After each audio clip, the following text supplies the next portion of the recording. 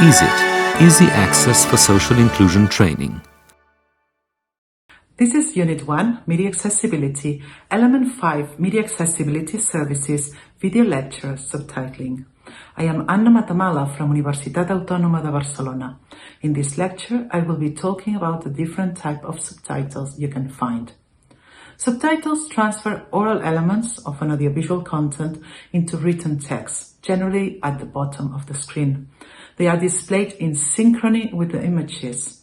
This general definition can be further specified depending on the type of subtitles. If we take into account the language, subtitles can be intralingual or interlingual.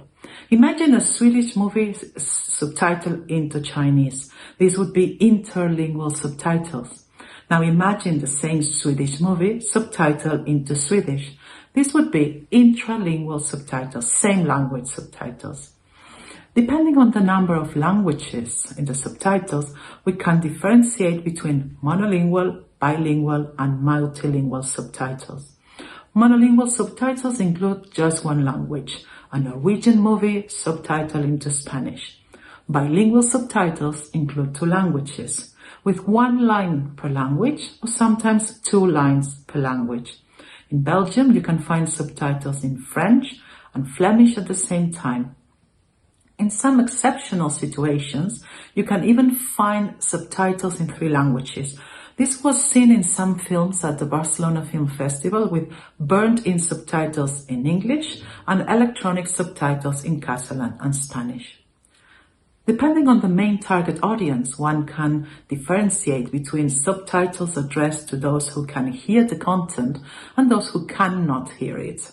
Although the term subtitling for the deaf and hard of hearing is the one used for the latter type of subtitles, these subtitles are useful beyond this user group.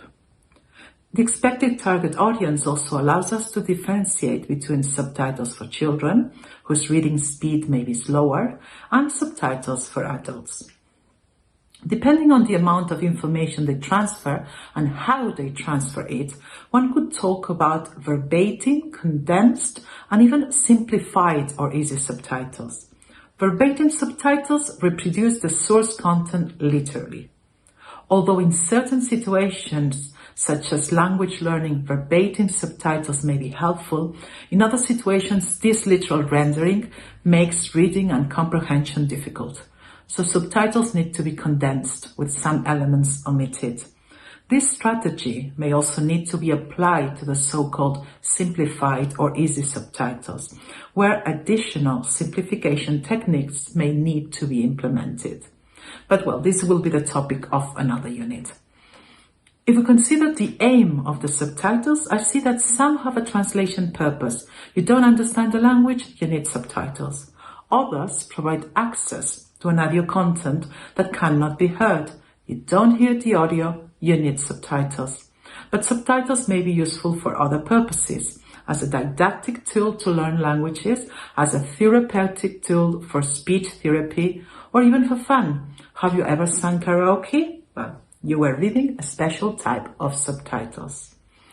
There are other elements that can help us classify subtitles. Depending on the moment the subtitles are created and delivered, we can find subtitles which are produced live with no previous planning, subtitles which are sent live but have been prepared previously, and subtitles which have been recorded after a preparation process.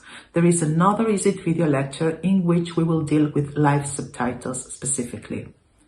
Depending on the author of the subtitles, one can talk about professional subtitles and amateur subtitles, fan subs. It is also possible to generate subtitles automatically by means of speech technologies, sometimes with a machine translation component. The position of the subtitles allows us to talk about subtitles generally positioned at the bottom of a screen, or surtitles generally found in theaters at the top. You can even find lateral subtitles on the side of the screen. The way subtitles appear on screen also make it possible to differentiate between block subtitles and dynamic subtitles, which may appear word by word or line by line. The first type is usually for recorded subtitles, and the second type is usually for live subtitles. Still, another categorization distinguishes open and closed subtitles. If you go to a cinema and subtitles are present for all the audience, you are watching a film with open subtitles. If you are home and you can activate or deactivate subtitles, you are watching a film with closed subtitles. This broad categorization makes it clear that there are many types of subtitles and each of them may have their own specificities. The next time you watch subtitle content, give some thought to what type of subtitles you are reading. This video lecture has been prepared by Anna Matamala from Universitat Autònoma de Barcelona. You can reach me at anna.matamala@uab.cat. The project ESIT has received funding from the European Commission under the Erasmus Plus Strategic Partnerships for Higher Education Programme, Grant Agreement 2018-1 ES01 KA203 05275. The European Commission's support for the production of this publication does not constitute an endorsement of the contents, which reflect the views only of the authors, and the Commission cannot be held responsible for any use which may be made of the information contained therein.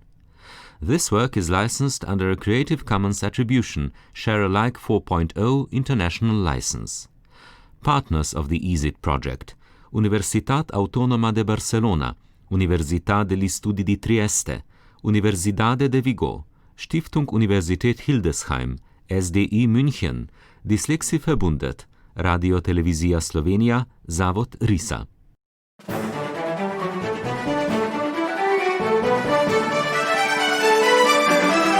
ESIT, Easy Access for Social Inclusion Training.